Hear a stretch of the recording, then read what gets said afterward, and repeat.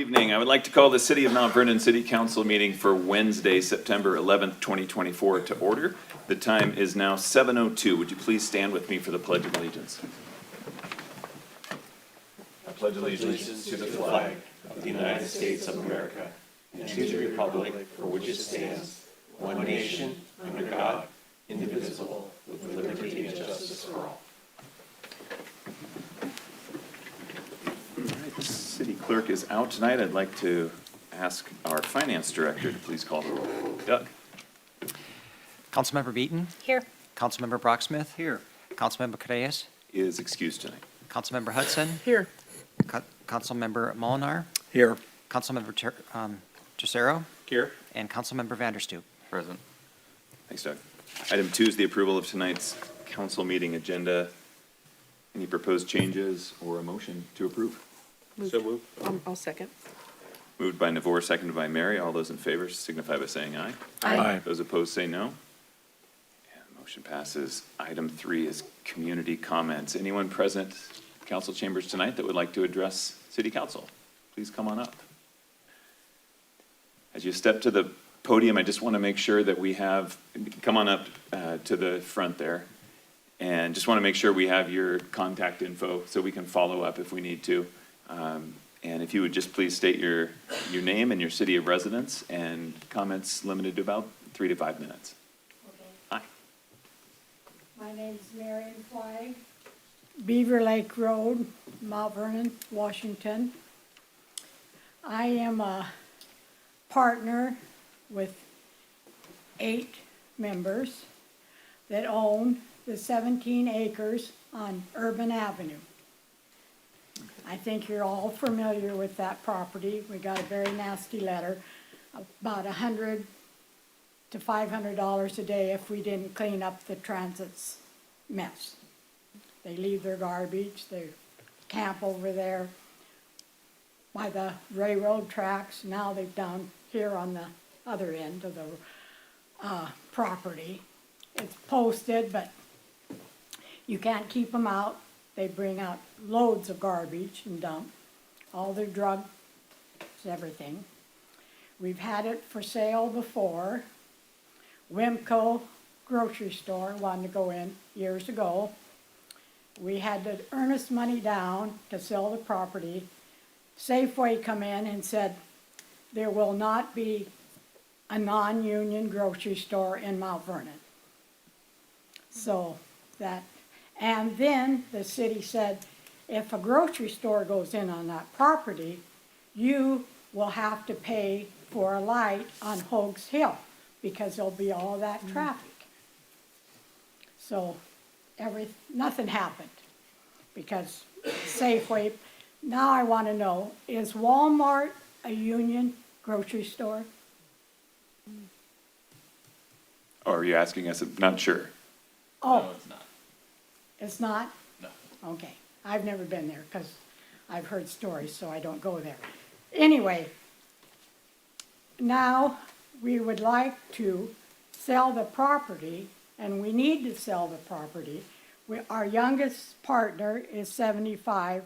The rest of us are all 80 to 87 years old.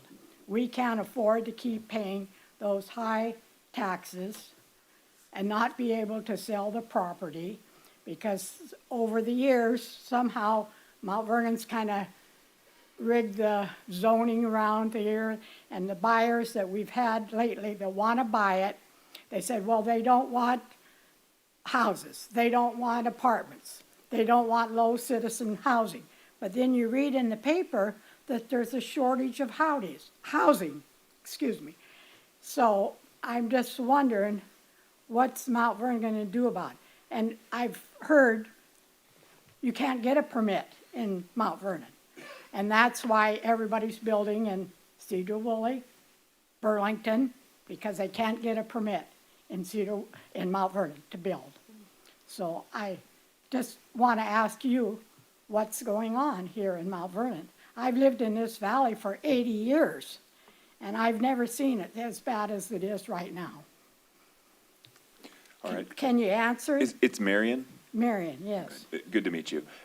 my office is gonna reach out to you tomorrow if you're available, if you could leave your contact information, and we'll make sure to follow up with you and get you the answers. Because there are a few, and hopefully we can provide some clarity on that. Yeah. Yeah. Well, we need to do something, because when you get these nasty letters like this, and, you know, when you're 85 years old, you don't want to be out tromping through the field picking up the garbage of somebody else. I understand. Thank you for being here tonight and sharing with us. Anyone else for public comment? Come on up. Hi. I am Robin Riggins-Mari, and I'm in Mount Vernon. Am I coming through? Yeah, we can hear Okay. I wrote a letter about a week ago that I sent to a few of you regarding trees that were a newly divided lot on North 14th Street that was clear cut. And it's the neighborhood between Fir Hill and Colshan Creek. And I spoke, I think it was 2 Junes ago, to the council about hoping that we could move forward and adopt a city tree code so that we quit losing these giant old trees. These were, I took pictures so I could count the rings. These were 60 to 80-year-old or 100-year-old trees on this lot. And it keeps happening in this neighborhood where people move in, and pretty soon a lot of these healthy trees are gone, and it's a special spot. There are not many places like this in the city that are left. We are different from other municipalities. We don't have any type of a tree code. I realize houses are being built, unhealthy trees need to come down, but most of the time in this neighborhood, they're healthy trees. And I really hope we can do something to keep this from happening, because they don't sell those at Home Depot. And once they're gone, they're gone. And that, I think there is some incentive financially for the city to preserve some of these trees, because I think most people actually appreciate nature and greenery and are willing to pay more for a house that has some beautiful old trees around it. That would mean that those houses have more value. That would mean that the city could get more tax revenue from those houses. I don't think most people want to live in a parking lot. And so what if anything, would help to help us catch up with the other cities around us that do have things in place, so that at the very least, what happened here, where 2 weeks after the change in ownership, there was a company, I believe it's called R&J. They clear cut the lot, and then they used those trees to make beams for things that they make. So they had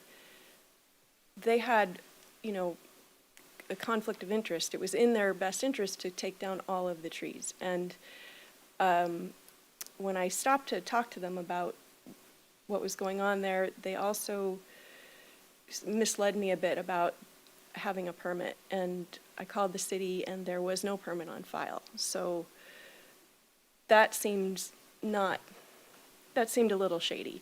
And I would like it if, at the very least, we could do something where a less conflicted tree service would be involved in this. And also in this same neighborhood, we have had out of area tree service, I'm in quotation marks, companies coming, and they scare the neighbors into bringing down trees. And telling them that they're not healthy. And I've had some experience with Olson Tree Service, and I know that they are really quite ethical and careful about what they will take down, and will try to preserve things that don't need to come down, even if it means just leaving 30 feet of a tree for habitat and shade. So anyhow, that's my comment. And what can I do? Robin, thank you for coming tonight and for Yeah. asking the question. We will follow up with you. We Okay. don't typically respond from up here just because historically it's led to long discussions. Okay. But I will tell you that there have been a couple of requests from City Council to take a closer look at the ordinances that you're recommending, and just to weigh those and take a careful look at impacts of those. And so those are things that we're looking at docketing for future committee agendas. Great. And I say future, there's a chance it'll be post-budget season. However, council can control that and say, no, we want to take a look at it at the next committee meeting. But more than likely, it'll be early next year that for a timeline. Okay, So great. thank you again for Thank you. raising the issue. Thank you. And how do I keep track of what's happening? I would say all of our committee agendas are posted on the website Okay. each week, so you could check there. But we could grab your email if you want to leave that contact information and have that. Out of the paper or? Yeah, out there is good, Doug? Okay. Okay. Great. yes. Thank you for your time. I appreciate you. I Absolutely. went slightly over, and I Thank appreciate you. you listening. Thanks. Mayor, for me, Council member comments or community? council member, just in response, it's just so you guys are aware, this is the neighborhood, north of East Fir, from 12th to 18th, just if you ever get a chance to drive by there. I do. Other community comments, anyone else wishing to address council tonight?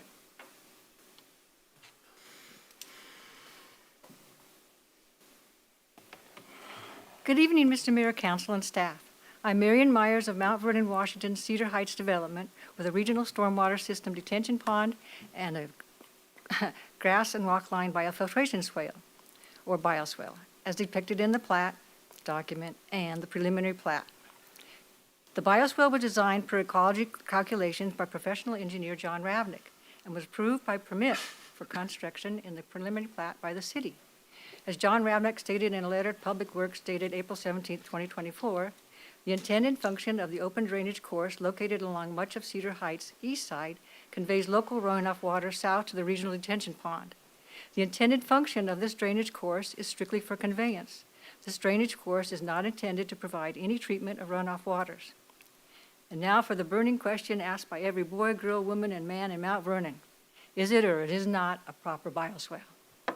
Answer: it is a proper bioswale. It's a regional, city-approved, city-permitted, calculated, designed, grass-lined bioswale that is stated on page 4 of John Ravnick's drainage report for Cedar Heights. The pond treats all stormwater runoff of the entire basin, and therefore no more regulatory water quality treatment is required.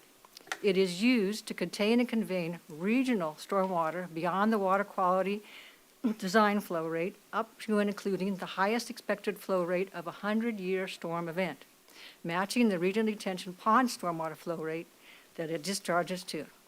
In this use of a bioswale with no treatment requirements, is this use of a bioswale with no treatment requirement allowed by ecology? Yes. Use of a bioswale without the required 9-minute residence treatment time for 6-month storm events is allowed by ecology as long as the proper water quality treatment is provided in the system. Allowed uses are as pre-settling, pre-treatment before an infiltration by BMP, as used by Washington State Department of Transportation, biofiltration swale option 2, and as the 2024 Stormwater Management Manual, page 978, biofiltration swales limitations, states that biofiltration swales downstream of runoff treatment BMPs of equal or greater effectiveness can convey runoff, but the designer should not consider them to be additional runoff treatment. Both of these are categorized as biofiltration swales to be maintained as biofiltration swales. And similar non-requirements in the 2012 manual for infiltration BMTs states that they may be used for flow control where runoff treatment is not required, or for flow greater than the water quality design flow rate, or where appropriate runoff treatment is provided prior to discharge. My comments in March resulted in public works action for riprap rock repair to the eroded upstream rock line section of our swale, but the grass-lined bioswale has been destroyed by lack of maintenance. The protective grass replaced by tree-infested eroded stream bed, which isn't of a documented, approved professional engineering design or approved by the city by permit for construction to contain and convey a 100-year storm event, instead carrying sediment into the detention pond. The city's replacement swale has already overflowed its bank in the storm of 2020. At a meeting in March requested by Councilman Richard Blocksmith with city engineers Chris Phillips and Alan Danforth, they presented John Ravlich's drainage report. They said that since the pond provides enough treatment, the biofiltration swale is not needed, so the swale will be considered a drainage conveyance not maintained as a biofiltration swale, with just a need to keep the water flowing as a ditch. They also presented a hydrology analysis exhibit document by Alan Danforth made from the preliminary plat of Cedar Heights. They said Alan's analysis showed that the biofiltration swale wasn't designed correctly and doesn't perform as required. They said if it was a biofiltration swale, it would have to be a lot bigger and wider than it is, so it couldn't be a biofiltration swale anyway. But Alan's analysis included incorrect data and was invalid. Alan Danforth's analysis calculations are not the 2006 design calculations by professional engineer John Ravlich. And the only issue here is the city's lack of maintenance responsibility. Due to the varying and, in my opinion, valid conclusions made by the city on this issue, I sought legitimate outside consultation with Mark Wilgus, professional engineer of the King County Stormwater Services section, regarding insight on the intent of the King County Surface Water Design Manual. While not in King County's jurisdiction, Mount Vernon does share the same standards of ecology stormwater management manual for Western Washington. Mr. Wilgus writes on July 3rd that although the maintenance requirements for ditches and swales have some overlap, there are some important distinctions. About 30 more seconds, Mary. Okay, if a project is approved, permitted in King County as a designated bioswale, it will be held to the maintenance requirements for bioswales in Appendix A as bioswales. He continues that, here's us. The unusual situation would be where something is designed as a bioswale, but not intended or required for regulatory water quality treatment. In that case, maintenance requirements imposed and regulated by King County would be based on how the facility was designed in the permit process and final design plan documents. In closing, John Ravlich's design is approved by the city by permit for construction in the preliminary plat with a legend listing for a proposed biofiltration swale on sheet 1. The design is depicted as a biofiltration swale in the drainage easement on the plat document. Thank you. Marion, thank you. Thank you at least for your persistence. The city's position on this topic remains, as it was informed by Mr. Ravlich himself, who designed it, that this is not a biofiltration swale. Anyone else wishing to address City Council tonight? All right. Item 4 is tonight's consent agenda. It includes meeting minutes, payroll checks, wire transfers, and claims. Would council like to move for an adoption of tonight's consent agenda? So moved. That's Second. a straight tie. All right. Moved by Navor, seconded by Gary. Guys are making it tough for Doug tonight. All those in favor, please signify by saying aye. Aye. Those opposed say no. All right, the consent agenda is approved, and we will go on to reports. For committee reports tonight, council held their Public Works and Finance Committee at 6 p.m. this evening, and Councilmember Molinar is the chair of that committee. He'll give us a recap of that. Gary? Okay, we opened up the meeting tonight at 6 o'clock. First up, we took about the first half hour, kind of going over the 1590 appropriations money. It's been a lively discussion on that, and we'll probably be kind of starting to wrap that up in the next week to maybe possibly months, but there is progress being made on that. Secondly, Isaac Huffman, our library director, who is very happy at the moment, talked about the library closing in the old building. It's been in there for 70 years. It's been quite the stay, but now it is officially closed, and we're transferring everything over to the new library. The ribbon cutting will be on Saturday, September 28th at 10 o'clock, and all are welcome. Some of the last things that were going on this past couple months, there was the Geek Club. There was also presentations at the library made at the fair. Our summer reading hit an all-time high with 986 kids participating with that, and there was over 300 library cards that were handed out. Next, we had project updates from Frank Reinhardt. ADA ramp construction substantially complete. The contractor completed detectable warning surface installation. Overlake work in progress on 15th Street, Martin Road, and 2nd and 3rd Street around the new library is now in progress. Hopefully no more rain. Riverside Drive improvements obligating additional $259,000 in redistributed obligation authority federal funds that was secured through SCOG this week. We also had the 30th Street improvements obligating additional $389,000 in redistributed obligation authority federal funds, and that was secured through SCOG this week also. And then Colson trail lighting, which has been a great improvement on that trail. This is going to be phase 3, and that is going to be, it has also received the federal funding from that too. Then Blaine Chesterfield, our surface water utility manager, talked about the Park Street pump station. It is currently 90 years old, older than the library, and in the need of replacement. The city is nearing the completion of a 30% design on the new pump, and that will be completed by the end of the year. Project amendment for additional structural and geotechnical work will be presented to the council tonight for that design work. Colson Creek debris removal, we're getting ready for flood season, so they've been cleaning out some of the debris from the creek, including beaver dams and all kinds of other stuff that can get in the way of that flat flowing Colson Creek. Flood awareness is week scheduled for October 7th and through the 11th, and the city staff will be in attendance for many of the events. And finally,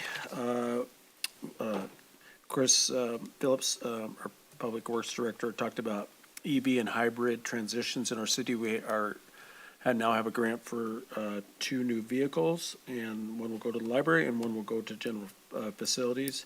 And then he talked a little bit about some of the ARPA money, and that was used on police station HVAC, gate and fence, and possibly we will be moving into the library demo and partial remodel, and then Stokely Tower rehab. And we close the meeting at 6:58. Thanks, Gary. Council also met last week at 5 o'clock for a committee meeting, and Public Safety Chair Melissa Beaton has the recap of that one. Melissa. Yes, thank you, Mayor. We had a meeting last Wednesday, as the mayor mentioned. We had an early start of 5 p.m. First, we heard from our 1590 grant applicants.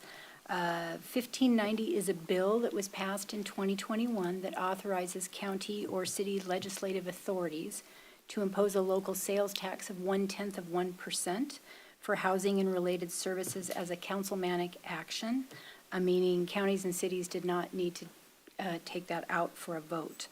Listening to our community and seeing a very significant need, council elected to do this. Our presentations included community action. They're looking at developing a 24-unit low-income housing development. Skagit Valley YMCA is in the final stages of seeking funding for their Oasis Homeless Teen Safe Shelter. Welcome Home Skagit is operating a day center at Salem Lutheran Church. New Earth Recovery is looking at adding an additional 7th residential recovery program. Mount Vernon Manor is in the early development stages of low-income housing for senior citizens. And then also Community Action is seeking funds for its resource center. And Friendship House, the Skagit First Steps in Burlington, is adding 3 additional units. And the city is the largest unit, or has the largest use of drop-offs from our iOS program. Council discussed each project with the representatives, and then we engaged in a lengthy discussion about various funding scenarios. The condition is, or the discussion, as Gary just mentioned, continued tonight. Then we heard from our fire department. We heard about the Washington Survey and Rating Bureau. They recently completed an assessment of our fire department. The rating categories include response rates to fires, staff training, and fire prevention. The department received a 4 rating out of 5, and this assists in lessening fire insurance premiums. We also heard some good news that our fire marshal, Barry Kurth, has been appointed to the Washington State Fire Marshal Committee. It's a highly competitive appointment, and we congratulate Barry on that and the department. We had a few committee agenda requests, one that includes our iOS program. We generally hear from them each year, and so we're ready to hear from them again. And then under miscellaneous, Chief Chrisman responded to a question about how police are trained to interact with individuals with special needs. And there is training, and it is in fact mandatory. And after that, we adjourned at 8:30. All right, thanks, Melissa. Item 5B is council member comments. Council, any comments? You can do responses to tonight's community comments or anything else that you might have. Any council member comments? Yeah, Melissa. I just wanted to mention to everyone out there that the city does have code that you should not be leaving your old furniture out on the sidewalk, whether it be a couch or mattresses, especially not in a city right-of-way. So please remember that, you know, you really need to be taking your waste to the, well, furniture and things like that you no longer want. If you can't give it away and there isn't an organization that wants it, please take it out to the transfer station. Thank you. Other comments? All right, we'll move on to mayor's report. The only announcement that I have tonight for mayor's report, we're going to keep this short. I wanted to invite you yet again to another Mayor's Coffee. We are going to meet next Wednesday at the Lincoln Theater from 2 o'clock to 3 o'clock. And if you haven't been to a Mayor's Coffee, the format is you show up and you get to ask me anything about that's city related. And we try to get your questions answered immediately. If we can't do that, we follow up with you quickly. We have staff members there, and usually we have really good, constructive conversations about just how to make Mount Vernon better from a resident's perspective. So I would invite you to participate in that at some point. We'll do these every month. They've been a really invaluable time to connect with all of you and to hear your concerns, your thoughts, your ideas. So that is what I have for Mayor's Report. Hope to see you next Wednesday at 2 o'clock. Item D tonight is committee agenda request. Does council have any committee agenda requests that we haven't covered already? Yeah. I wasn't sure if this went better under the comments or an agenda request, but I know that we had a local gentleman on 25th Street come in recently and make public comments about the concerns about safety for pedestrians on 25th Street. And it is definitely a busy road with a lot of cars parked on the shoulders, and you know, it's good, a little concerning, you know, that there's not great visibility there. And then second, I was contacted by citizens who live over by the high school, and they also had some concerns about how fast the students are leaving the school, after, you know, ready to get out of there. They got their cars, they're hauling through the streets. And I know there's been some painting along the streets. But both of those are examples of things that Traffic Safety Committee has handled historically, and I assume still are. But we haven't had reports that I remember recently from the Traffic Safety Committee. And wanted to see if we could maybe reinvigorate that, or maybe their meeting we're just not hearing, or maybe I'm missing the notes, but I don't know if we're following up on some of those things. And maybe I should be sending a note personally, but I assume everybody's interested in that. And so I wanted to bring it up at some point tonight, and just maybe I could follow up with you Sure. and see where. Yeah, what I know we that the 25th Street has been followed up on, Great. as has the high school area. The Traffic Safety Committee has looked at that. You'll notice some new signage up there. You'll notice a radar trailer, some paint, but there are other efforts underway. Great. Yeah, I have a vested interest in safety in that neighborhood. Yes, sir. Yes, sir. But thank you for bringing those up. And traffic safety does meet, continues to meet regularly, and those minutes are available. I can get those to you too. Yeah, maybe we can put them in Public Works or whatever committee's appropriate, and just get that back into You a bet. normal swing. Thank you, sir. I appreciate that. All right. Item 6 on the agenda is new business. Under new business, item A is the approval of an agreement amendments with Strider Construction, and Public Works Director Chris Phillips will introduce this and a few other items. Chris? Thank you, Mayor, Council. I think I have the next 4 that I'll be here talking with you this evening. Staff recommends a motion to authorize the mayor to execute change order number 2 and 3 to the construction contract for the wastewater treatment plant influent pump station header upgrade with Strider Construction of Bellingham, Washington. Change order number 2 removes an additional 6,300 square feet of existing asphalt that is failing. The area will be regraded, and a 2-inch lift of asphalt will be installed. The total cost of removal, regrading, and installation of new asphalt is $83,472.20. Change order 3 is for a repair of shallow electric lines, repair to those that were damaged during the demolition of the existing concrete slab. The cost of the repairs is expected to be no more than $35,990.21. The contracted amount for construction was $2,674,304. The addition of change orders 2 and 3 to the overall project will make it $2,793,766.41. The wastewater utility has sufficient contingency funding to pay for this. And again, the recommendation is for staff to authorize, staff recommends council authorize the mayor to execute change orders 2 and 3 for that particular influent pump, pending your questions. Thank you, sir. Questions for Chris? I have one. Yeah. The change order 3 for the repair of the shallow electrical lines that were damaged during the demolition, does that not fall to the people who damaged it?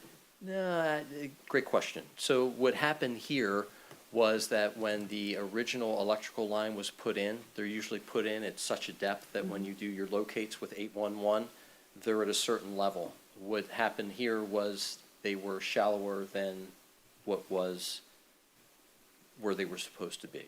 So when, again, they cleared out that area, they inadvertently hit those particular lines. So when that was constructed, that was one of my questions as well. We're talking not quite as old as the Park Street Pump Station of 90 years, but it was done a long time ago. So I don't know what the standard was back at that time, but now there is a standard of when you're putting any utilities in, where they're located, whether it's storm, sewer, potable water, or your electrical lines, or any of the other fiber that's there. Thank you. The questions for Chris? Or a motion to authorize? I'd make a motion or move to authorize the change orders for the Second. influent pump station. Motion by Mary and second by Melissa. Any discussion, council? All those in favor say aye. Aye. Those opposed say no. All right. Authorization, amendment authorized, or motion authorized. Chris, you've got the next one. It's a project acceptance request for the shop building at the city's wastewater treatment plant. Sure. Thank you, Mayor. Staff recommends council accept the work completed by Valdez Construction on the wastewater treatment plant shop building construction project. Just briefly here, there are several critical pieces of equipment that are currently stored outside, including generators, pumps, and vehicles. The equipment is critical to the operation of the wastewater treatment plant and remote pump station in emergent situations. The new garage at the wastewater treatment plant provides an enclosed structure to ensure this equipment increases its longevity and reliability. The garage will provide needed space to perform routine maintenance on some of the equipment there. Additionally, the structure incorporates 140 solar panels to provide power to the facility and meet energy code requirements at a higher than required level. Again, this project was physically complete in June 20th of 2024. We've been going through a variety of checks and balances there to get the building commissioned. The final adjusted project cost was $1,606,557.92. Staff recommends council accept the work performed by Valdez Construction. Questions for Chris on the project acceptance? Or a motion to accept the work by Valdez Construction? Move to accept the work performed by Valdez Construction for $1,606,557.92. Motion by Gary, second by Richard. Any discussion, council? All those in favor say aye. Aye. Those opposed say no. Motion passes. Item 6C is the approval of an agreement with Bell and Associates. Chris? Thank you, Mayor.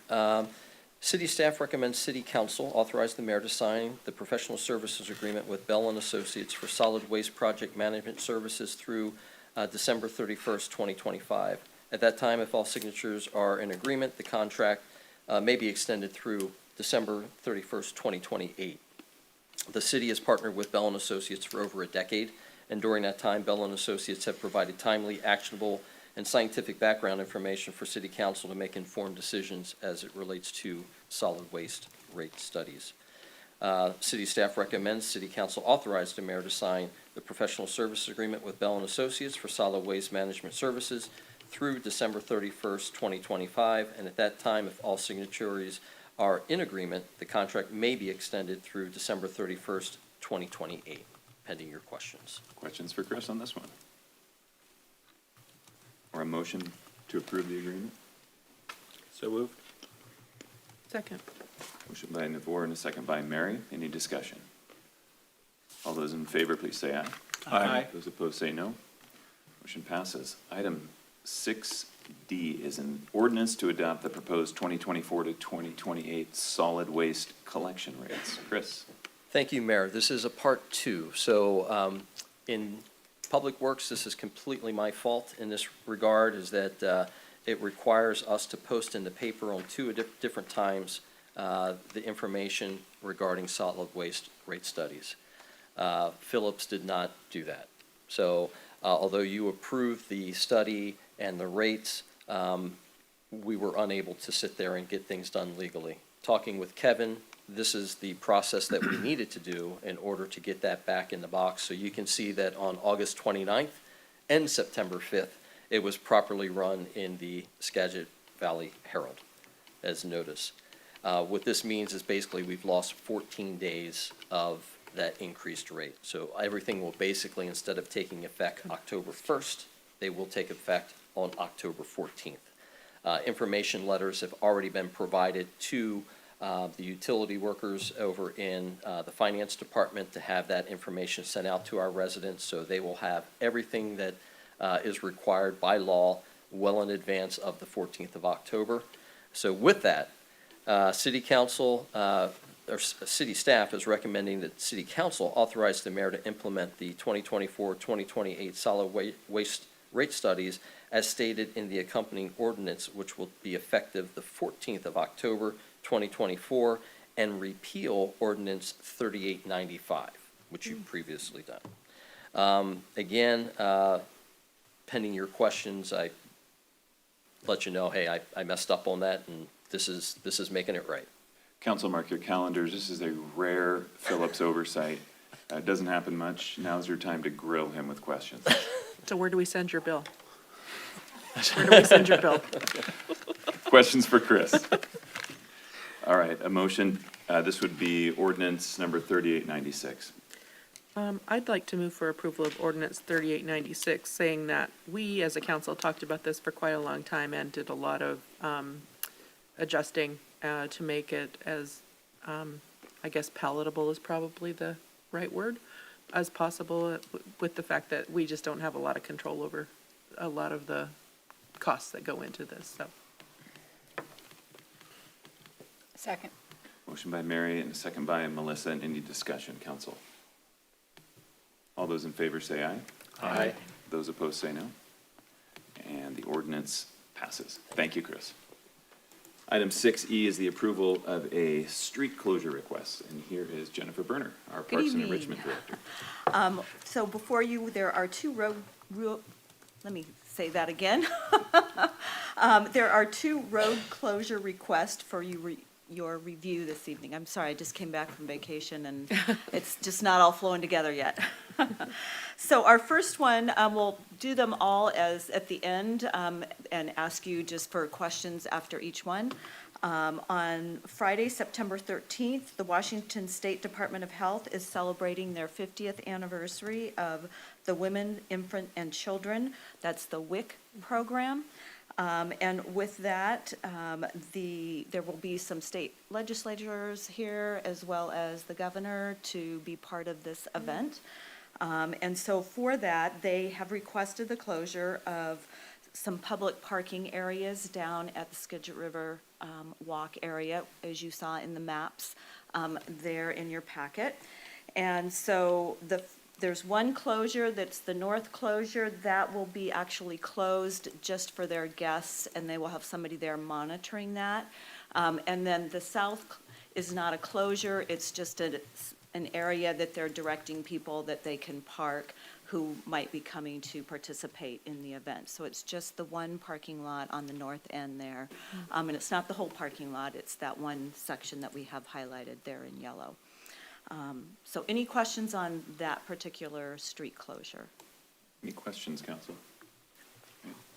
Okay, so the second street closure is one that will be happening on Tuesday, October 8th from 6 to 8 p.m. And this is the Skagit Regional Health is conducting a bomb threat exercise on their campus. And this is in coordination with our police and fire and the local sheriff's department and the state department. So for this, to safely conduct the hospital training, Mount Vernon Police Department has requested the closure of East Kincaid Street for the duration of the exercise.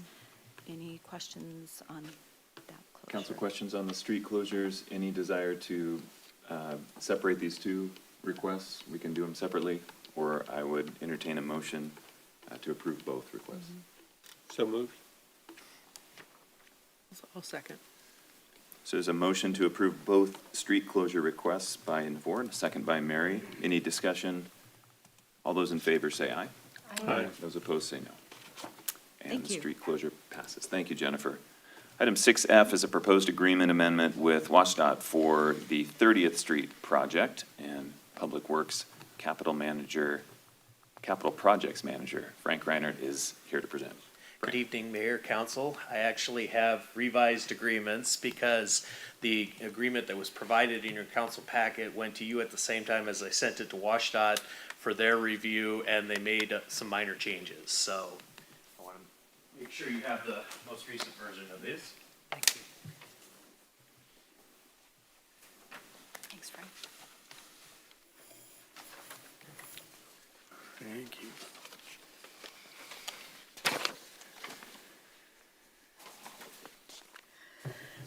Thanks.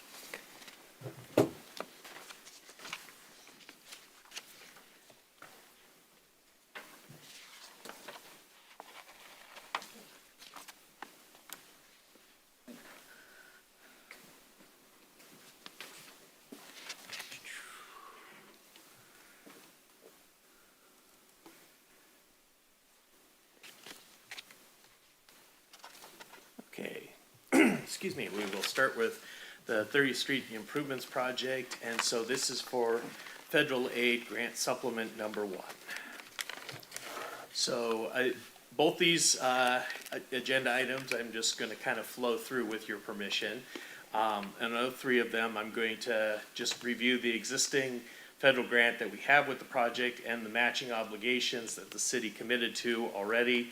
I'm going to talk about the 2024 Redistributed Obligation Authority Award that we received final notice that we had been approved of here about 2 weeks ago today, and the new matching obligations for the supplement that I'm bringing before you this evening.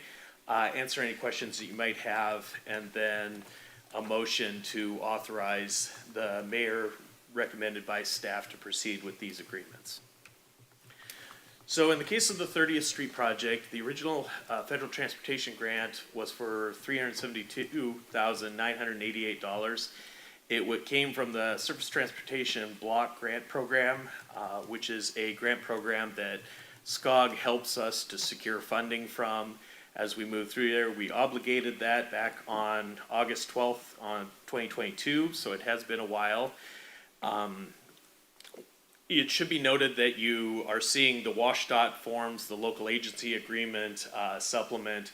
As a certified agency, we are required, when we are contracting for federal grant funds, to use the WashDOT forms that have been approved by the Federal Highway Administration as complying with all the terms and requirements associated with federal funds. So that's the reason for the form that you see before you this evening. The grant was awarded for federal design preliminary engineering phase of the project only. So the original grant agreement in 2022, this is just a kind of a table that shows you essentially the total agreement, the elements that we had agreed to at that point in time, and the distribution between local sharing funds and the federal share that comes out of the grant program. Those percentages are set by the federal program, and so they pretty much apply all the way through up to and including when we develop a supplement for additional funds. In 2024, we had a change and an opportunity to pursue. Back in when the grant was applied for in 2021, culvert replacements were not identified as qualifying for federal transportation funds. They were considered an add-on to federal transportation projects. More recently, however, state and federal policy has changed on that point, and culvert replacements are now recognized as an integral requirement for transportation projects, and so can consequently qualify for federal transportation funds. Bearing that in mind, we put this on SCOG's opportunity list for 2024 redistributed obligation. Just a quick review: redistributed obligation funds are federal funds that come available when another local agency is not able to spend all their money and has to return that money to the federal program. Typically speaking, regional transportation organizations, SCOG in our case, has a goal to try and make sure that that fund still gets spent here in Skagit County. So they then put forward projects that can receive additional funds and make good use of those additional funds. The 30th Street Improvements Project was one of those that was identified and prioritized by SCOG, and we received that notice of award asking for $389,250 to fill in the requirements of the culvert replacement for the 30th Street culvert. Those additional funds, again, are only awarded for the preliminary design phase. Once we finish with the design, we will be chasing additional funding in the future for the construction phase of the project. We do have sufficient local funds to provide the match, and so here's that same table again, now with the supplement number 1 integrated into this, just to kind of give you a sense of that continuity of commitment that we are looking at as part of this supplement number 1. So, with that, staff recommends a motion to authorize the mayor to execute supplement number 1 to the local agency agreement for this project, but I will first entertain any questions that you might have. Questions for Frank on the 30th Street project? Of course, the upkeep, maintenance, replacement of our city's infrastructure would be an impossible burden for our taxpayers. So we are grateful to Chris and Frank and your staff for chasing these federal dollars to do these projects. Council, is there a motion to approve the amended agreement with WSDOT? So moved. Second. Motion by Navarre and a second by Gary. Any discussion? Those in favor, please say aye. Aye. Those opposed, say no. And the passes. Item 6G is the second proposed agreement amendment, which is the Riverside Drive project. Frank. Rinse and repeat. So again, I'm gonna cover the same points. In general, there's only minor differences because we chased funding through SCOG at about the same time. We obligated this one about 6 days later, in 2022 to the tune of $348,865 from the Surface Transportation Block Grant Program. In this particular case, we did actually go for a previous supplement to add funding into the grant. So this is actually our second trip to the well in order to secure funding through the Redistributed Obligation Authority. So this is kind of where we stand today. Before we look at supplement number 2, again, we have the original grant agreement from 2022 and the supplement number 1 from 2023. So this is kind of where we are in terms of our grant award today. In this particular case, we were able to qualify for the Redistributed Obligation Authority funds for 2 major reasons. Reason number 1 was in 2021, the full impact of 6 ppd Quinon was in street stormwater was not very well understood just yet. Nobody had a sense for how that was going to affect water quality design for a project like the Riverside Drive project. So it wasn't included, either the additional design that would be required or the additional environmental studies that would be required in order to navigate the federal National Environmental Policy Act, NEPA program for the review of this project. Additionally, we had the idea and the goal of undergrounding the overhead utilities along Riverside Drive as part of this project. We had an estimate that was reasonable back in 2021 for that work.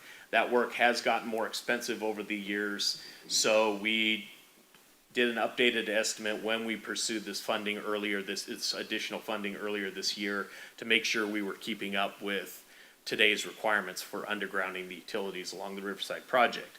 We did receive notification that we were awarded the additional $259,500 in Redistributed Obligation Authority. The thing that made this slightly confusing is that's the exact same number as supplement number 1, but the reasoning and the estimates that generated those 2 numbers is different. Again, those funds are just for preliminary engineering design. We will have to go back to the well to secure additional funding when we finish the design and we're ready to start constructing the Riverside Drive Improvements 2 project. And again, we do have sufficient local funds available to support the additional local match requirement of supplement number 2, and that is what this would look like today with both supplements figured in. So at this point in time, our total funding package, combining both the federal funding with our local match, has now crossed the $1 million mark for Riverside Drive Improvements 2. Wow. So again, staff recommends a motion to authorize the mayor to execute supplement number 2 to the local agency agreement and so on and so forth. But again, I will entertain any questions you might have first. Questions for Frank on the Riverside project? Or a motion to execute supplement number 2? So moved. Second. Motion by Mary and a second by Navor. Discussion, council? All those in favor say aye. Aye. Those opposed say no. And it passes. Thank you, Frank. Thank you very much for your time. Thank you.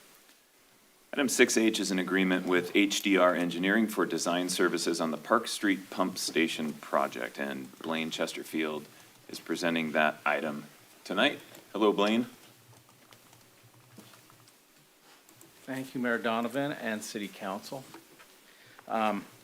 Yes, this recommended action of staff recommends the council authorize the mayor to execute amendment number 4 of the on-call professional services agreement with HDR Engineering to continue engineering design services for the Park Street Pump Station.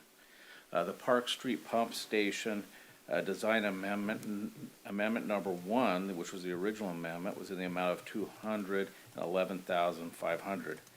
This current proposed amendment number 4 is for $47,400 and 24, which, if approved, would give a total cost of $258,924 that would be spent on the design efforts to date for the Park Street Pump Station.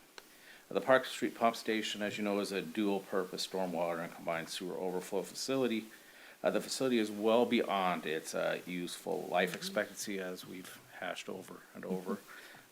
Everybody's aware of that at this point.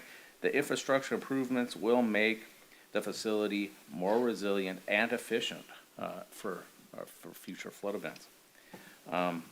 The amendment is to do some alternative design, specifically some structural analysis and drawings, which were not included in the original contract, and previously unscoped geotechnical analysis.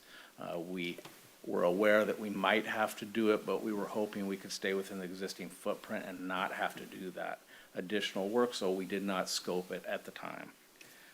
It's become apparent to us going through some of the alternatives that we have to do that at this time. So I make a motion to authorize the mayor to execute amendment number 4 with HDR Incorporated to provide additional engineering and design services for upgrades to the Park Street Pump Station in the amount of $47,424. Questions for Blaine on the Park Street Pump Station? Blaine, thanks for your part of keeping that going for 90 years. I think we got all of the value out of that we could. Council, a motion to approve the agreement with HDR Engineering. So moved. Second. Motion by Melissa and a second by Richard. Any discussion? Those in favor, please signify by saying aye. Aye. Those opposed say no. And the motion passes. Thank you, Blaine. I would like to say I'm standing on the backs of lots and lots of really good people before me, so. Not just you. A good value. 90 years. Well, there's no more new business for item 7 tonight. There's also no need for an executive session. With that, we will adjourn the City of Mount Vernon City Council meeting for Wednesday, September 11th, 2024 at 7:58 PM.